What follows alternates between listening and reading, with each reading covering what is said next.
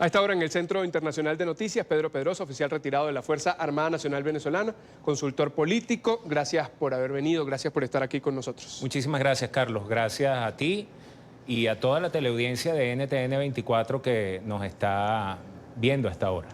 Acabamos de escuchar a Nicolás Maduro, envalentonado, por cierto, y no me parece un dato menor que Nicolás Maduro haya pronunciado este discurso en La Habana. A propósito de todo lo que se ha dicho de la brisita revolucionaria o la brisita bolivariana de la que hablaba Diosdado Cabello, que es el segundo del régimen, y de las acusaciones, los señalamientos que hay a Nicolás Maduro de estar buscando, por supuesto en conjunto con Cuba, alguna desestabilización, desviar la atención de lo que está pasando en Venezuela.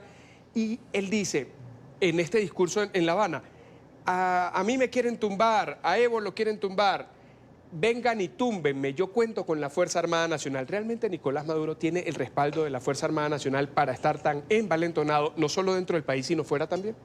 Lo que pasa es que la Fuerza Armada Nacional en Venezuela hoy en día es sin duda un apéndice del régimen. Y además sobre las personas que están en la institución militar se ejercen una serie de presiones, de mecanismos de inteligencia y de controles que impiden que muchos de ellos, la opción que están tomando muchos de ellos es llegar a cierto tiempo de servicio y finalmente solicitar su pase de retiro para finalmente irse del país. Muchos se han ido del país sin ni siquiera hacer la solicitud de pase de retiro. Le mandan un mensaje de WhatsApp al comandante de la unidad y le dicen, mire, mi comandante, no me espere que estoy en Perú. Que yo te diga que cuenta con la Fuerza Armada, pues en la forma práctica sí lo hace por toda esta cantidad de mecanismos de control que tiene. Así, mira, un militar es un empleado público en minusvalía. No hay otra carrera, o sea, un militar formado para la profesión militar no tiene otro empleador que no sea el Estado venezolano. Y mucho menos hoy, en algún momento, hace unos 15, 20 años, un oficial de la Fuerza Armada se iba a retiro y conseguía 5 o 6 compañías transnacionales en la cual poder ir a buscar un trabajo en Venezuela. Hoy en día no es así. Entonces, sí, Maduro se siente envalentonado, pero no solo o no principalmente porque cuente con el apoyo de la Fuerza Armada. Maduro se siente envalentonado porque cuenta con el apoyo de unos aliados internacionales que tienen un alto interés geopolítico en la región, en particular en Sudamérica, y eso lo estamos viendo. Con Rusia, China, Turquía, Irán, Turquía. Turquía ha pasado a recibir en apenas un año de 0 a 23 toneladas de oro provenientes de Venezuela, y eso lo pueden comprobar en la estabilización de la moneda turca. O sea, ha recibido lo necesario para ingresar en las arcas del Banco Central en Turquía y poder estabilizar su moneda. De modo que, más allá de las consideraciones retóricas de una Fuerza Armada que puede ejercer un control muy importante dentro de Venezuela, pero que a la hora de un eventual conflicto internacional se diluiría como sal en el agua, más allá de eso, con lo que sí cuenta Maduro es con una cantidad de aliados, entre los cuales, por cierto, no siempre la comunicación se ejerce por un puente, a veces hay túneles, pero tú hablabas ahorita con una diputada española y sin duda, España es de manera hay una oculta relación bajo cuerdas. ¿Usted cree que hay una relación bajo cuerdas cuando se dice que el Banco de España tiene los recursos del Estado venezolano secuestrados por el régimen de Nicolás Maduro para que pueda hacer las transacciones y eludir las sanciones de Estados Unidos? Pero es que no necesariamente tiene que ser el Banco de España. Hay cualquier cantidad de instituciones financieras en España que han recibido ingentes sumas de capital, no solo del régimen, sino también de la oposición. Pero tienen que ser supervisadas por el gobierno español. Pero, ahí está la cuestión. Y ojo, siendo yo, que no me da vergüenza alguna en decirlo, muy de derechas, o sea, a mí la izquierda me apesta, pero esto comenzó en el gobierno de Mariano Rajoy, la recepción de esta ingente suma de capitales provenientes de Venezuela que hoy han sido lavados en España con compras de inmuebles. En Madrid hay una burbuja inmobiliaria con un gigantesco crecimiento de los precios de los inmuebles porque llega uno de estos señores que nosotros llamamos en el argot venezolano enchufados y dice, ¿cuánto cuesta ese apartamento? 500.000 euros. Enchufados son aquellos que tienen un negocio del que se favorecen económicamente a través del Estado venezolano administrado por el régimen. Así es, entonces llegan, ¿cuánto cuesta este apartamento? 500.000 euros. Bueno, te lo voy a comprar en 600.000 y te voy a comprar todo el edificio. En Venezuela que está nuevo. había un dicho hace muchísimos años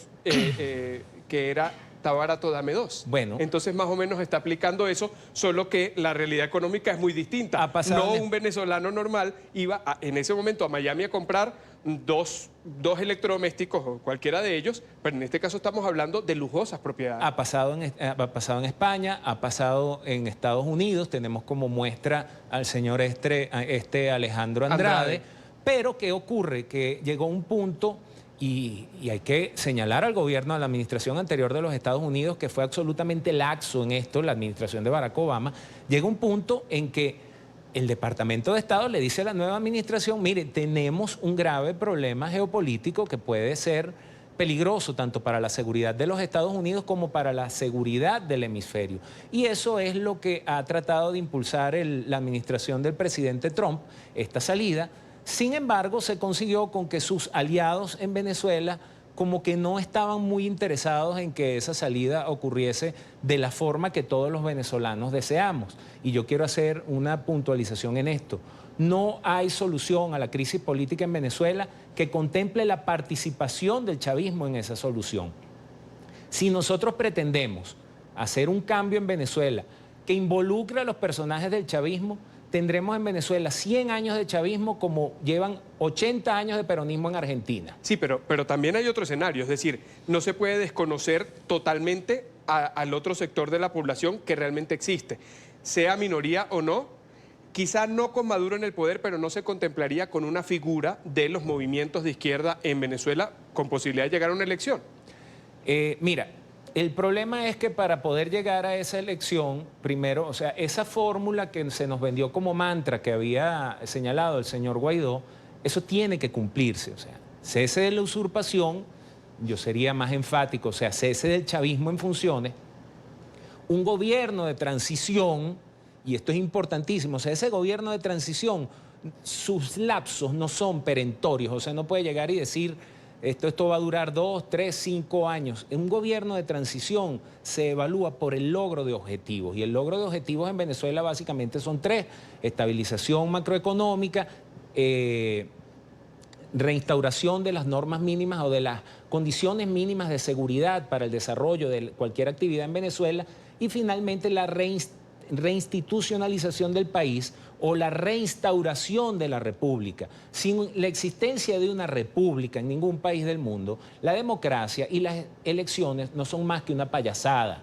Sin una república que sea capaz de supervisar, de hacer contrapesos en los poderes, pues no habrá jamás y nunca en Venezuela ni en ningún otro lugar del mundo elecciones libres. ¿Quieren un ejemplo muy cercano o muy contemporáneo? Bueno, díganme si en Bolivia existe república y díganme todo lo que está sucediendo en torno a una elección supuestamente libre donde el señor Evo Morales pretende entronizarse y permanecer en el poder. Entonces, ¿cómo reinstitucionalizar con un régimen que está atornillado en el poder? Usted dice, no con todo el apoyo, pero sí con el valor de decir, vengan y túmbenme. Detrás el alto mando militar, hablemos de los rangos pues altos, ¿no? No de los bajos, que son los que pueden mandar el mensaje de WhatsApp de no me llamen, yo los llamo. Y además con las instituciones totalmente secuestradas y la única legítima, escogida, que es la Asamblea Nacional, bloqueada por esos mismos poderes, en este caso el Tribunal Supremo.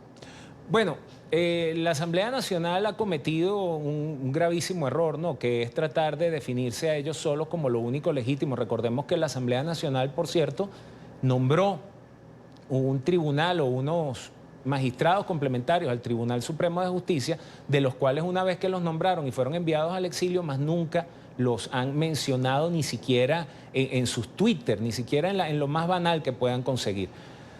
¿Cómo reinstitucionalizar Venezuela?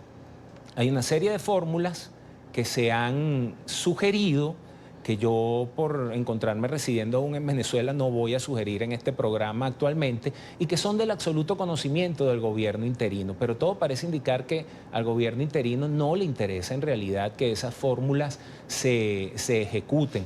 No le interesa ejecutarlas tampoco al Grupo de Lima, porque son países con un nivel de desarrollo superior al que tiene actualmente Venezuela, pero con los mismos problemas con protagonistas distintos, pero de la misma tendencia que ha generado lo que está ocurriendo en Venezuela. Ustedes lo tienen aquí en Colombia y en otros países, y se están manifestando cada vez con más fuerza porque se sienten apoyados por esta coalición internacional y son capaces de proclamarse miembros del Foro de Sao Paulo, del Grupo de Puebla y de esto.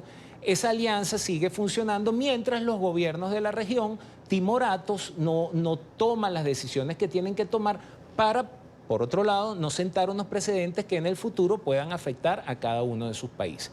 De modo que los mecanismos para la existencia de esto existen, hay la voluntad por parte de la potencia más grande del planeta, o la hubo, y no la habrá nuevamente, o sea, esa voluntad está ahí, pero no podrá ser manifestada hasta después de una eventual reelección del señor Donald Trump. O sea, hasta que eso no ocurra, no habrá nuevamente una escalada en la presión sobre Venezuela porque están ocupados en temas domésticos. Están ocupados en sus temas domésticos. O sea, y no se le puede exigir a un país vengan a resolver las cosas que nosotros mismos complicamos, cuando al gobierno interino, a principios de año, se le puso todo en bandeja de plata para que tomaran las acciones que tenían que tomar para finalmente terminar con el chavismo. Esa oportunidad, desgraciadamente, para quienes aún vivimos en Venezuela y para los, no sé si casi o más de 5 millones de venezolanos que se encuentran dispersos por el planeta, producto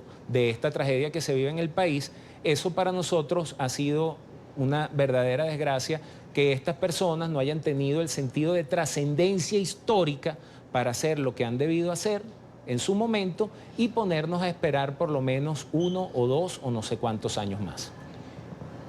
Y esperando que el final igualmente sea una solución. Quiero agradecerle a Pedro Pedrosa, general retirado de oficial retirado de la Fuerza Armada de Venezuela, además analista político, y que sigue esperando que esas directrices que usted ha dicho si me permite, se conocen. Carlos, ustedes pueden revisar una cantidad de entrevistas que yo he dado aquí en NTN 24. Cuando yo presenté aquí en este mismo estudio mi libro Así se exportó la revolución, que pueden conseguirlo en Amazon, yo señalé que la izquierda, así les cueste tragarlo, les sangre los oídos a unos cuantos, Jefferson me decía, la izquierda está perdiendo, era 2016, acababa de ganar Macri, yo les dije, no, se está replegando. Y saben cuándo atacar porque cuentan con un aparato de propaganda sumamente poderoso, tienen las alianzas necesarias, y no es solo el hecho de tener las alianzas, porque el gobierno interino las tiene, es que además saben utilizarlas. ¿Y en qué momento hacerlo? Y saben en qué momento utilizarlas. Entonces, lo que estamos viendo en Chile, que a Chile lo tienen que destruir porque es el ejemplo a seguir. Lo que estamos viendo en Chile, lo que estamos viendo en Bolivia, lo que vimos en Ecuador, todo tiene un foco y es Venezuela, con la tutela de Cuba. Mientras la comunidad internacional no se decida a atacar esos vicios que están instalados en Venezuela, pues como te dije, tendremos 100 años de chavismo, desgraciadamente. Yo no quiero ser pesimista, yo lo que trato es de dar un diagnóstico lo más aproximado posible a la realidad para que en función de ese diagnóstico podamos tomar los remedios necesarios. Y hay que verlo en perspectiva. Gracias, Pedro, por haber estado con nosotros. A sus órdenes, Carlos, que tengan Vamos feliz tarde. rápidamente a la pausa. Los invito a que se suscriban a nuestro canal en YouTube, NTN24. Pueden encontrar allí todo el contenido multimedia. Están nuestras entrevistas, reportajes, documentos de interés y además la señal en vivo. Recuerden conectarse, www.youtube.com/NTN24. Ya volvemos.